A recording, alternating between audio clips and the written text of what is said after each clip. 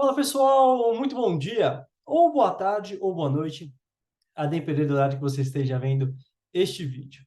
Meu nome é Charles Prado Monteiro, sócio e fundador da Elevate Capital, e sejam todos muito bem-vindos à nossa carta mensal do mês de dezembro.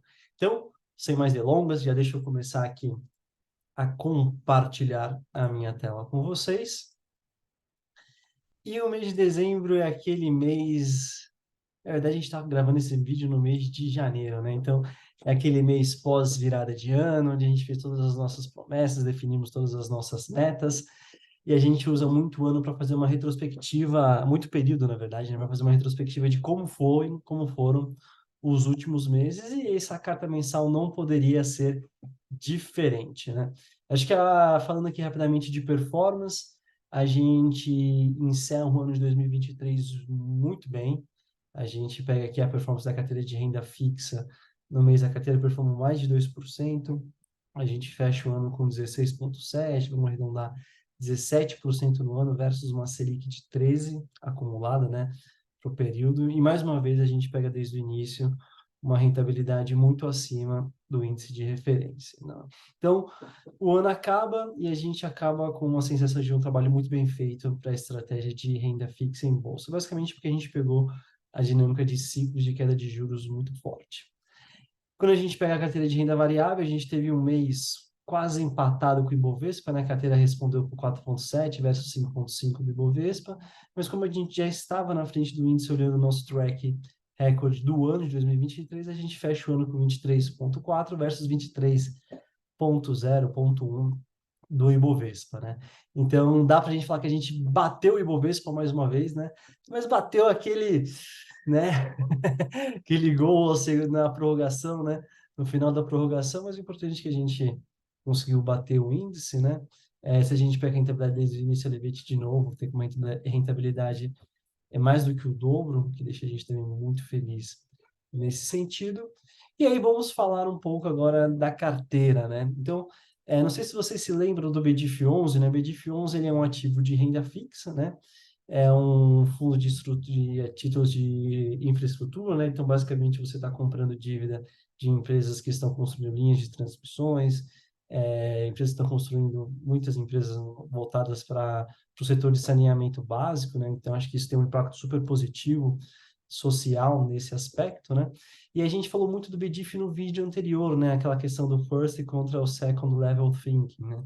E aí, se a gente pega a, a performance do BDIF no ano, né? A gente começou ele aqui um pouco abaixo da Selic e a gente termina com ele aí batendo a taxa de referência de renda fixa no ano. Apesar que esse gráfico é o gráfico do mês de novembro, né, que teve aquela queda, e a gente explicou um pouco daquela queda e que a gente tinha um cenário positivo, né, uma perspectiva muito positiva para a BDIF, por isso que a gente aproveitou essa queda para comprar o papel. E aí, esse gráfico para fechar deixa a gente muito feliz, né? Ó, a animação, novembro, dezembro, assim, a gente vê que o papel teve uma forte recuperação, né? Subiu muito mais do que a taxa de juros no mesmo período no intervalo de um mês. E ele subiu justamente por todos aqueles pontos que a gente tinha comentado, né? Que a gente falou um pouco que ele fez um processo de emissão de novas ações, e aí isso diluiu um pouco os dividendos pagos no curto prazo, e aí algumas pessoas poderiam enxergar isso como que o fundo começou a andar mal e que ele ia quebrar e que não ia mais pagar bons dividendos. E a gente viu, né, que o mercado é soberano e fazer uma análise mais aprofundada e entender que não é nada disso por isso da correção do preço do papel, né? Então acho que isso é muito importante porque o BDIF acaba sendo um exemplo clássico da importância da Elevate nessa consultoria de gestão de carteira, né? Então, às vezes, se você não está estudado, se você não estudou bem o ativo, se você não está por dentro de tudo que está acontecendo, você poderia cair nessa armadilha e sair de um ativo que tem uma excelente performance e ter tido aí uma performance muito pior do que teria com a nossa ajuda e com o nosso auxílio, né? E o BDIF ele é um caso muito legal porque ele representa bastante a boa performance da carteira de renda fixa no ano, né? Então, uma carteira que rendeu aí seus 16, 17% no período foi porque a gente fez uma leitura muito acertada, né? Tanto da parte do ciclo de queda de juros do Brasil, como de uma certa forma, a estabilização de juros norte-americanos. Então, isso ajudou a gente a colher excelentes frutos nesse ativo e outros, como o CADIF, como o RURA, como o Tesouros IPCAs mais com juros semestrais. Tudo isso agregou na excelente performance da carteira de renda fixa da Elevate pro período. Perfeito? E aí, né, vamos de retrospectiva, acho que vale também aproveitar o vídeo desse mês para a gente falar um pouco de como foi o ano de 2023 em bolsa. E foi um ano bom. Acho que, poxa, não tem como a gente não gostar de uma rentabilidade de 23%. Uma coisa que é muito interessante aqui dividir com vocês. Quando a gente monta uma estrutura de carteira da Elevate, né, a gente sempre busca, né, num cenário ideal, óbvio que a gente não tem bola de cristal, mas numa tendência de queda do Ibovespa, a gente busca perder menos do que essa queda. Ao mesmo tempo, num cenário de alta do Ibovespa, a gente busca bater o índice, né, superar a performance do Ibovespa. Se a gente faz isso de uma forma consistente, a gente consegue ter uma rentabilidade muito boa e muito forte. Quando a gente pega o ano de 2023, vocês vão perceber que a carteira da Elevate bateu o índice, mas não foi um ano como foram, por exemplo, 18, 19, que a gente quase dobrou o índice Ibovespa por um período de alta, né? Isso ocorreu basicamente porque a gente construiu uma carteira muito defensiva e muito pessimista com o Brasil para o ano de 2023. Então, tinha muitas incertezas, né? Toda aquela discussão de um governo novo, a discussão da importância ou não da independência do Banco Central, a discussão não de meta fiscal, isso tudo na nossa visão, tinha muita nuvem, né? A gente enxergava um céu, de uma certa forma, um pouco mais turbulento. Isso fez com que a gente tivesse mais cautela. Então, isso é muito interessante. Assim, a gente percebe que a carteira da Elevate, nos primeiros 9 meses do ano, né, os 3 primeiros trimestres, ela performou muito mais forte que o Ibovespa. O Ibovespa é que realmente no final do ano, principalmente em novembro, teve uma alta muito forte, né, basicamente puxado por Petrobras também, né, e bancos, ações que a gente chama que são os blue chips, que não são os ativos que a gente busca ter na carteira. E aí a gente perdeu um pouco esse rally, mas mesmo assim a gente fechou aí acima do índice no ano. Mas acho que é legal dividir isso com vocês, porque isso mostra um pouco a nossa perspectiva, né? E aí, quando a gente olha 2024, né, a gente não tem bola de cristal novamente, mas a gente começa com um cenário muito positivo, né? E positivo no relativo, né? O que isso quer dizer? Não que eu esteja extremamente otimista com o Brasil, eu acho que vamos virar uma Suíça latino-americana, mas porque quando a gente olha, né, assim, olhando o mundo, né, você tem os Estados Unidos que acaba sendo uma referência muito importante. E aí toda vez que você tem uma discussão, né, um cenário de queda de juros lá nos Estados Unidos, isso é muito bom para a bolsa lá fora. Isso acaba sendo muito bom para a bolsa em todos os países, incluindo o Brasil. E quando a gente olha de novo a lógica de países emergentes, né, que eles chamam de emerging markets, você tem China, Rússia, Brasil e África do Sul e Índia para investir em México, né? Então, quando a gente pega a Rússia, a gente nem vai entrar no detalhe, é um assunto que eu nem gosto muito de tratar, mas nem vou discutir a questão da guerra, né? Mas acaba sendo um país não investível, digamos assim, né? China vem sofrendo muito, né? Ela teve um crescimento em 2023 muito menor do que o esperado, e a expectativa é que esse baixo crescimento se perpetue ao longo dos próximos anos. Então, isso, de uma certa forma, tira um pouco do dinheiro da China. E quando a gente olha a Índia e México, eles estão extremamente caros para investir. Então, todo o upside já foi capturado nesses mercados. Então, o Brasil acaba sendo não a única alternativa, mas talvez a principal numa lógica de alocação de emerging markets. Então, a gente tende a ter um bom ano. Só que, ao mesmo tempo, a gente está com um pouco mais de cautela também para ver como que vai se desenrolar os próximos meses e aí a gente fazer alterações específicas na carteira. Falando de alterações, acho que pensando um pouco no conteúdo do vídeo desse mês, eu falei, putz, o que a gente pode trazer, né, para fazer um fechamento de ano que foi um ano tão bom de 2023?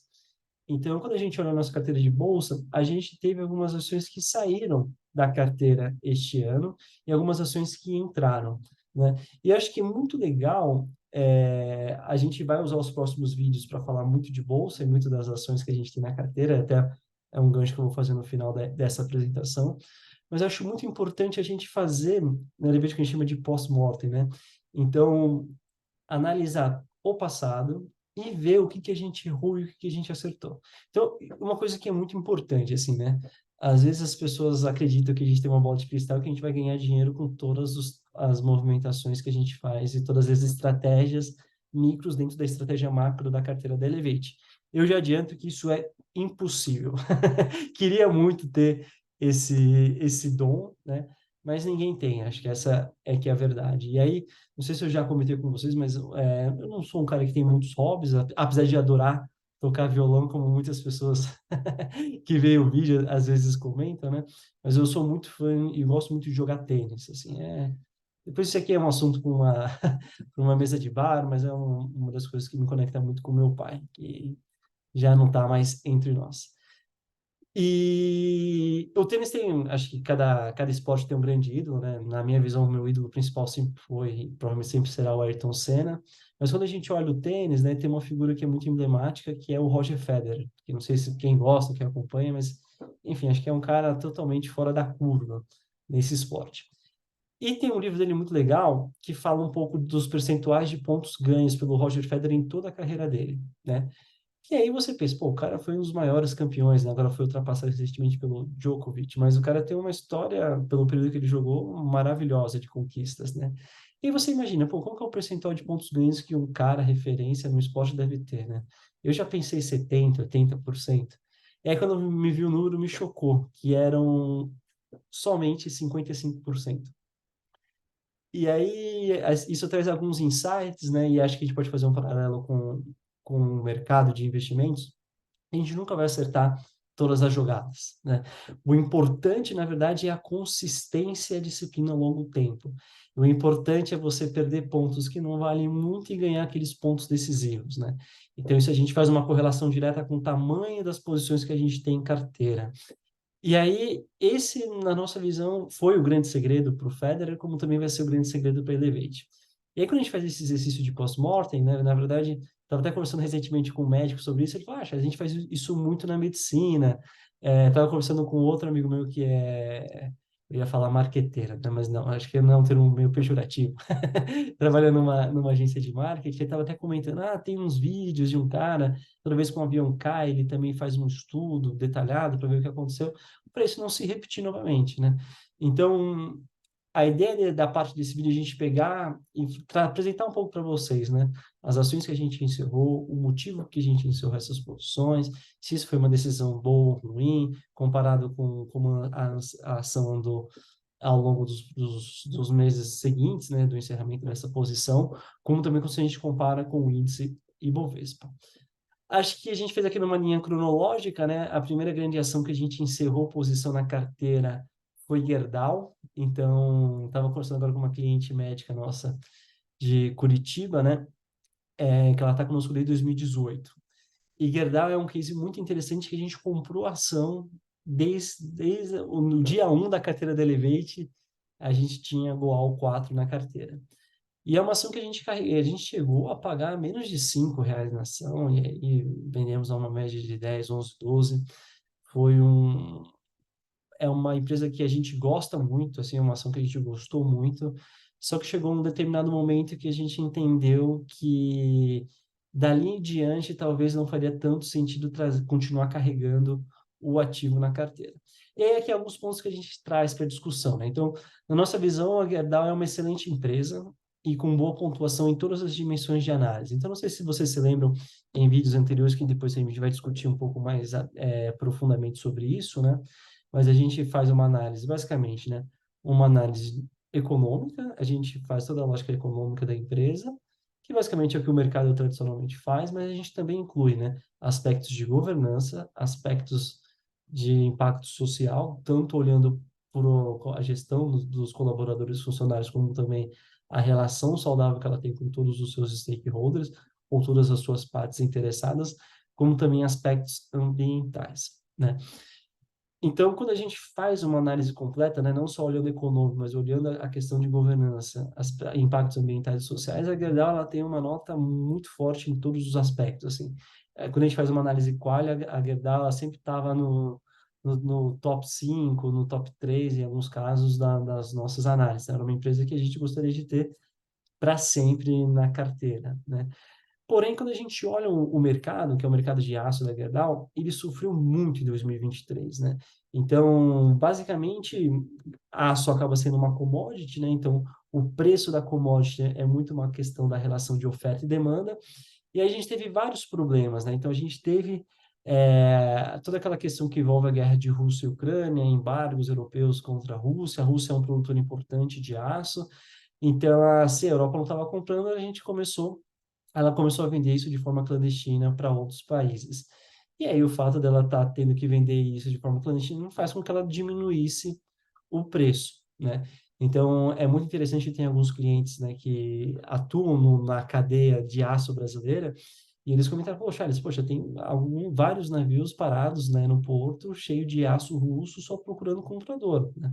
E, infelizmente, a gente tem pessoas que não estão muito preocupados com a questão mais ampla, né, o big picture da questão da Rússia e toda a lógica da guerra com a Ucrânia e aproveita para comprar por preços mais baixos, né? A gente tem a China, né, que vem sofrendo muito com o crescimento, foi até um pouco o que a gente falou no começo do vídeo, que produzia muito aço, só que como a sua indústria de construção civil ela está num ritmo muito menor do que no passado, ela começou a exportar isso para outros países. E alguns países, como o mercado americano, ele tem barreiras tarifárias, né, de imposto muito forte para aço estrangeiro. Então, isso faz com que o aço lá fique mais caro. A gente não tem isso no Brasil, né? Então, quando a gente começou a ligar todos esses pontos, né, a gente percebeu que ia ser um ano difícil para a companhia, e aí, em meados de abril, a gente encerrou a posição em Gerdau. Nesse gráfico aqui, a gente consegue ver a linha laranja, né? É a rentabilidade da Gerdau na carteira oficial, e isso é uma coisa importante. Isso aqui é uma média de todos os clientes da carteira que tem Gerdau. Então, se você faz um paralelo com a sua, não necessariamente a sua rentabilidade foi exatamente essa, mas olhando na média global de carteira, foi este o comportamento, tá bom? Então, a gente teve aqui um ano que Gerdau começou subindo muito mais do que o Ibovespa, e aí uma queda muito forte já entre janeiro e fevereiro, e ela veio aqui basicamente andando de lado, lateralizado junto com o Ibovespa, onde a gente decidiu encerrar essa posição. Então, a gente saiu em Gerdau com uma rentabilidade de menos 7% em 2023, e se a gente olha o ano, a ação fechou com menos 26%. Alguns pontos que a gente olha, né, quando a gente faz essa movimentação, se a gente vendeu, quando a gente compara, né, a performance da carteira, da ação na nossa carteira versus o Ibovespa, a gente vê que acabou ficando muito próximo, né, o Ibovespa na época estava em menos 5, a gente em menos 7, quase empatado, tecnicamente falando. Porém, se a gente tivesse continuado com essa posição na carteira, a gente não teria perdido 7, teria perdido 26%. Então, isso é uma coisa muito importante que a gente acaba sempre discutindo com nossos clientes, a gente não vende uma posição só quando a gente tem lucro. Se a gente tem uma empresa que a gente pode estar com prejuízo no curto prazo, e a gente entende que esse prejuízo pode ser menor, a gente vai encerrar essa posição, tá? Então, acho que Gerdau acaba sendo um exemplo muito positivo dessa forma de analisar o mercado e como isso gera, né, valor na carteira de todos os clientes. Então, vamos falar aqui das demais ações. A gente teve Irani. Irani é uma empresa muito parecida com Gerdau também. A gente entende que é uma excelente empresa. Ela tem também, de novo, uma pontuação muito forte. A Irani, se eu não me engano, ela ficou em top 3 quase em todo o ano, enquanto estava na carteira, né, nos nossos índices de ambiental, social, de governança corporativa. E quando a gente fez o case de Irani, para quem não sabe, Irani, assim, a gente está resumindo muito, tá? Assim, a Gerdau tem uma complexidade muito maior do que a gente falar que ela é uma empresa de aço. Mas aí, acho que por uma questão de tempo, né, a gente vai aqui diminuindo, fazendo, né, um resumo para ir mais direto ao ponto. Ela é basicamente uma empresa que produz embalagens, né, de papelão, né, substituindo plástico, uma lógica sustentável e tudo mais. Então, a gente gosta muito da empresa, mas quando a gente olha o mercado de embalagens, você acaba querendo ou não fazendo alguma relação direta, né, da performance da companhia com o crescimento de PIB. Então, se você tem pessoas consumindo mais, a gente tem mais uso de embalagem e as empresas elas tendem a performar bem num cenário como esse. Irani ela tem essa especificidade dela por conta da região geográfica que ela atua, ela não atende clientes que estão atrelados diretamente ao PIB, mas é uma cadeia específica lá da região sul, né, do país e um pouco em Minas também. Então, quando a gente começou a olhar tudo isso, na época a gente estava com uma excelente rentabilidade de Irani, né, 25% versus 5% do Ibovespa, a gente achou prudente encerrar essa posição de forma temporária, assim, Gerdau e Irani, né, de forma temporária. A gente se vê comprando ação no futuro, sem dúvida nenhuma. Mas a gente tenta muito também identificar na lógica do econômico os momentos melhores de você ter ou não esse ativo e se tem o tamanho desse ativo na composição do portfólio, né? Então, e aí quando a gente faz, né, uma análise, se a gente compara o nosso ponto de saída com o Ibovespa, a gente acertou muito na tese. Se a gente compara a nossa saída como a ação performou ao longo do ano, a gente, entre aspas, perdeu um pouco de dinheiro, a gente saiu com lucro aí na casa de mais 25%, e a ação fechou o ano com mais de 30% de lucro. Então, se a gente tivesse continuado a carregar, se a gente tivesse carregado a ação até o fim, a gente teria uma rentabilidade um pouco melhor do que a gente teve ao ter encerrado em julho. Vamos falar de São Martinho. É uma posição. Isso aqui foi muito curioso, né? É, isso é uma coisa muito importante também de dividir com vocês. A gente tem um pool de empresas que a gente entende que são empresas investíveis de acordo com os nossos princípios, valores e na nossa análise que a gente faz. E aí a gente tem hoje nesse universo, só para vocês terem uma ideia, algo em torno de 40 empresas, vamos colocar aqui de 35 a 40 empresas que a gente investiria, do ponto de vista qualitativo. Quando a gente olha o Quant, a gente não tem como analisar 40 empresas fazendo fluxo descontado, valuation, preço justo e atualizando isso diariamente. E a gente escolhe, né, nesse caso a gente sempre trabalhou com uma carteira de 10 a 15, 10 a 16 ações, e é quando a gente faz essas contas, a gente entende que o momento para ter esse ativo faz mais sentido do que ter outros, e a gente vai controlando a carteira nesse aspecto. Quando a gente faz um investimento, que nem foi o caso de São Martinho, a gente compra uma ação por um preço e a gente entende qual que é o preço justo dessa ação, né? E aí, esse caminho da empresa chegar até o preço que ela está versus o preço que a gente acha que é justo, isso pode demorar alguns meses, como pode demorar alguns anos, né? E aí isso vai um pouco equilibrando como a gente faz a gestão de portfólio novamente da carteira da Elevate. E São Martinho foi um caso muito curioso, que quando a gente começou com a posição na carteira, é uma empresa que a gente já investiu no passado, encerramos. De novo, né, uma empresa como a Irani, muito boa em todos os aspectos. E na época, o preço da ação da São Martinho estava altamente descontado por toda uma discussão da dinâmica de preço de etanol e de açúcar. Então, para quem não sabe, São Martinho é um dos maiores produtores de etanol e açúcar do Brasil, né? Ela também está sendo muito pioneira e está elevando muito a questão da produção de etanol a partir do milho, que é um negócio muito interessante também, depois a gente pode tratar isso até num outro vídeo específico.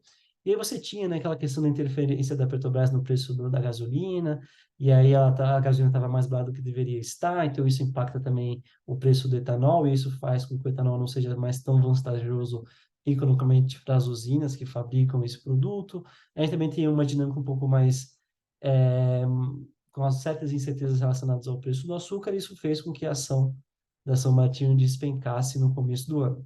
A gente viu isso como uma oportunidade, e aí a gente fez um movimento muito rápido, né? Entre abril e setembro, foram algo em torno de 4, 5 meses, a gente conseguiu capturar aqui um retorno de mais de 45%. E aí, quando chegou nesse preço, a gente entendeu que a ação já tinha entregado o que a gente esperava, por risco que a gente estava disposto a tomar em continuar com o ativo na carteira. Por conta disso, a gente encerrou posição em São Martin, né, com mais de 45% de retorno para esse, nem foi o período anual, né, o período que ele fez parte da carteira em 2023, muito melhor do que o índice na época, como também a gente fechou num período de all-time high interessante. A gente ganhou 45% com a ação. Se a gente tivesse carregado ela durante o ano, a gente só teria uma rentabilidade de 20%, tá? Então, aqui, de novo, foi muito mais assertivo, né? Um pouco essa estratégia que eu expliquei para vocês de preço justo, e a gente conseguiu ter aqui uma posição positiva nesse sentido. Um último não, né? Que acho que tem Celesc, se eu não me engano, acho que a próxima é Tupi, né? Tupi. Então, no caso de Celesc, assim, a Celesc, diferente de Irani, diferente de Gerdau, diferente de São Martinho, ela não é uma empresa que tem uma pontuação máxima nos aspectos de governança, ambientais e sociais. Para quem não conhece a Celesc, Celesc basicamente é a companhia de energia do estado de Santa Catarina. E quando a gente olhou a empresa, quando a gente falou lá no começo, né, a gente falou que a gente estava montando uma carteira defensiva. E quando a gente olha o caso de Celesc, por ser uma empresa de distribuição e geração de energia, ela é uma empresa com muito menos risco, muito menos volatilidade, uma previsão muito maior de receita. Então, isso, de uma certa forma, ela teve um papel muito importante em composição de portfólio para diminuir volatilidade e diminuir risco beta de carteira da Elevate. Além de tudo, ela é uma empresa que, a princípios, bem gerida comparada com os seus pares e estava num preço de entrada muito interessante, né? E aí a gente comprou a ação e aí a gente percebe que a ação ela performou abaixo do Ibovespa basicamente o primeiro semestre inteiro. E aí, assim, uma coisa que é muito importante, assim, né? Quando a gente monta uma carteira de investimentos, a gente tem um questionário na Elevate, né? E tem algumas perguntas que são go ou não go dessas empresas participarem. É legal que Celesc e Tupi são empresas que não passariam nesse questionário, mas por outros aspectos a gente resolveu colocar. E aí, enfim, a gente aprendeu mais uma vez em 2023 que não faz sentido fazer esse tipo de movimento. Mas tem uma pergunta se, quando a gente olha a composição acionária, né, a estrutura acionária de uma empresa, se ela tem participação estatal relevante, né? No caso de Celesc, ela tem uma participação muito relevante do governo do estado de Santa Catarina. E aí isso sempre foi para nós um ponto de atenção na tese. Mas como o preço estava tão descontado, a gente entendeu que tinha um desconto talvez acima desse risco, por isso que a gente resolveu incluir a ação na carteira. Passado o primeiro semestre, a gente participou, né? A gente sempre participa de eventos de investidores, tem o Investor Day da Celeste, a gente busca fazer reuniões com a diretoria executiva da companhia, conversar com parceiros, enfim, pessoas conhecidas, para entender muito sobre a empresa. E aí a gente teve, né, do mesmo jeito que a gente teve uma troca de presidente, a gente teve uma troca de governador no estado de Santa Catarina, e não vou falar que se isso foi bom ou se isso é ruim, mas toda vez que você investe numa empresa que tem um controle estatal relevante, você gera um potencial conflito de interesse. O que é esse conflito de interesse? Às vezes as decisões que a empresa ela toma não necessariamente vão ser as melhores decisões do ponto de vista de nós como investidor, numa lógica, por exemplo, de alocação de capital. O que isso quer dizer de uma forma meio resumida, né? Você tem uma empresa, essa empresa ela dá lucro, o que ela faz com esse lucro? Ela reinveste no negócio dela, ela distribui para os seus acionistas, como que ela devolve isso para a sociedade? E aí, quando você tem uma empresa que tem uma participação estatal, a gente às vezes pode entender que as decisões de alocação de capital podem não necessariamente estar sendo benéficas para os seus stakeholders principais, ou talvez eles estejam sendo direcionados para um stakeholder específico. Quando a gente identificou que isso talvez seria um pouco a toada de Celeste para o ano, a gente resolveu encerrar a posição no ativo. E é uma coisa que era muito interessante, assim, né? Quando a gente geralmente vê alguma coisa nesse sentido, a gente nem pensa duas vezes, a gente encerra a posição na empresa. Só que a gente percebeu isso, a Celeste ela estava, né, nesse momento de ascensão e abaixo do Ibovespa. E como ela tinha um preço de desconto muito forte no valor da ação, a gente resolveu esperar mais 1 ou 2 meses, e aí isso foi muito assertivo, porque a ação ela acabou, né, de uma certa forma se descorrelacionando do Ibovespa, enquanto o Ibovespa estava caindo, ela continuou subindo, e nesse momento a gente decidiu por encerrar a posição em Celesc, tá? Diferente de Irani, diferente de Gerdau e São Martinho, Celesc provavelmente não vai ser uma empresa que vai fazer parte da carteira da Elevate nos próximos anos, tá? Justamente por essa questão, quando você tem um controlador público, a gente entende que o conflito de interesse é intrínseco, que a gente viveu isso na prática em 2023. Se a gente faz um saldo dessa estratégia em Celesc, de novo, a gente teve uma performance acima do Ibovespa, mas a gente saiu com um lucro na posição de mais 15%, enquanto no ano inteiro ela rendeu mais 25%. Perfeito? E para fechar, vamos falar de Tupi. Tupi é um assunto interessante. Assim, Tupi é uma ação que a gente carrega há um certo tempo também na carteira. A gente devia estar em torno de 2 anos ou um pouquinho mais na carteira da Elevate. É uma empresa que ela passou por um processo evolutivo tremendo nos últimos 2 anos, isso que chamou a nossa atenção, e a gente montou posição na carteira.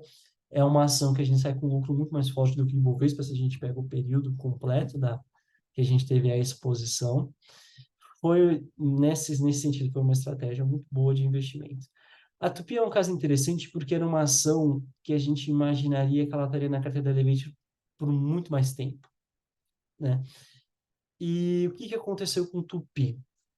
Tupi, assim, ela não, ela tinha notas muito boas, mas assim, ela nunca foi top 3 nos quesitos completos de governança em aspectos ambientais e sociais e econômicos também. Já que no econômico ela era muito forte, por isso que ela, de uma certa forma, tinha uma posição até relevante na carteira de todos os clientes, né? Era uma empresa que, na nossa visão, ela estava muito bem posicionada com esse tema de transição energética, né? E principalmente essa discussão de carros híbridos, carros elétricos, a questão de uso de energia limpa, energias renováveis, assim, era uma empresa que se transformou totalmente nos últimos anos, assim, avançou cadeia, comprou Texídio, comprou MWM, né?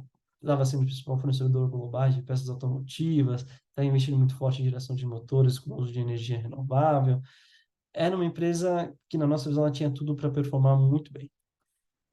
Porém, parecido com o Celesc, o que que acontece? Quando a gente pega a estrutura da área de Tupi, ela tem três principais representantes acionários, né? Ela tem uma gestora, que é uma gestora que a gente conhece que é a Trigno, uma empresa que a gente conhece o time lá, a gente sabe que é um time muito bom e tem uma visão muito parecida com a nossa.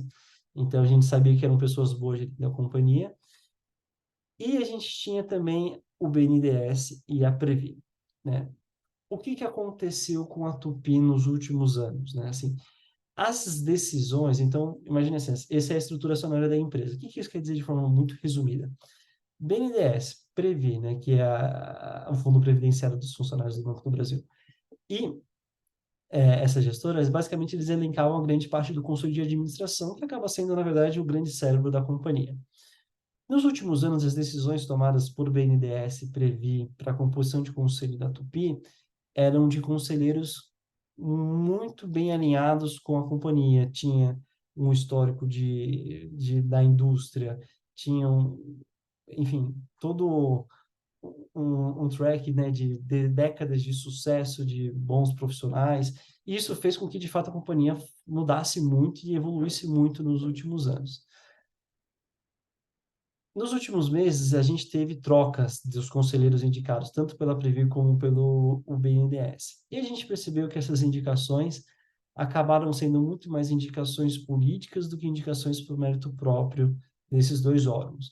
Isso assim, acendeu um sinal muito, né, começou a piscar uma luzinha vermelha aqui na Elevate, que um pouco parecido com o Celeste, que a gente percebeu que poderia ter um conflito de interesse, né? Então, ao invés da empresa tomar decisões que seriam boas para a empresa e para os seus stakeholders, poderia ter, de uma certa forma, um desbalanceamento e um stakeholder ser muito mais favorecido do que em outro, em detrimento de objetivos próprios, enfim. E aí, no caso de Tupi, a gente teve uma primeira mudança mais no primeiro semestre, que a gente não gostou, mas a gente quis olhar um pouco mais como que isso ia se desenrolar. Teve uma segunda movimentação no segundo semestre do ano, que para nós foi a gota d'água, né? E aí é um negócio muito interessante, assim, né? Da gente avaliar. Na época, né, a gente estava com uma performance da Tupi muito abaixo do Ibovespa, né?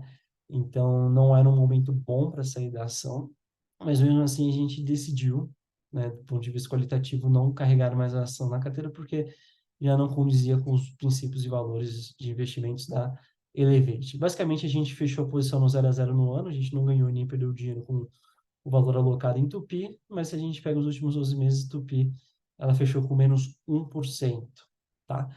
Então, acho que isso é muito importante, né? Que a gente mostra tanto exemplos de decisões super acertadas, como foi Gerdau, decisões mais, médias, como foi Irani, se a gente tivesse carregado um pouquinho mais, teria ganho um pouco mais.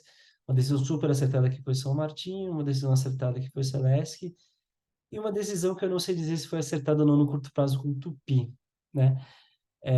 Mas isso provavelmente deixa a gente muito mais confortável para carregar toda a nossa carteira para os próximos meses. Uma coisa que é muito importante, assim, né?